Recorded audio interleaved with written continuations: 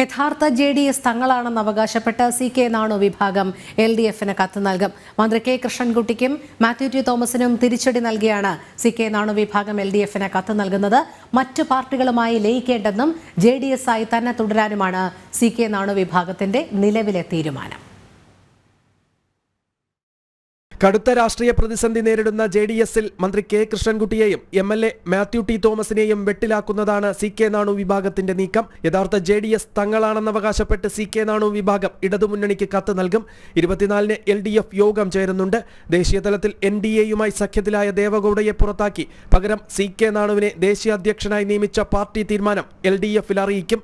ഇടതുമുന്നണിക്കൊപ്പമാണ് എന്ന് പറയുമ്പോഴും കൃത്യമായി നിലപാടെടുക്കാത്ത K കൃഷ്ണൻകുട്ടിക്കും മാത്യു ടി തോമസിനും ഇത് തിരിച്ചടിയാണ്. മറ്റൊരു കക്ഷിയുമായി ലയിക്കേണ്ടതില്ലെന്നും RJD ഉൾപ്പെടെയുള്ള സോഷ്യലിസ്റ്റ് കക്ഷികളുമായി സഹകരിച്ച് നീങ്ങാനുമാണ് CK നാണു വിഭാഗത്തിന്റെ തീരുമാനം. പുതിയ പാർട്ടിയുണ്ടാക്കി മുന്നണിയിൽ തുടരാനും K കൃഷ്ണൻകുട്ടിക്കും മാത്യു ടി തോമസിനും കഴിയില്ല. പുതിയൊരു ജനതാദളിനെ കൂടി മുന്നണിയിൽ ഉൾപ്പെടുത്താനാകില്ലെന്ന് നേരത്തെ തന്നെ LDFൽ വ്യക്തമാക്കിയിട്ടുണ്ട്. ജനം, തിരുവനന്തപുരം.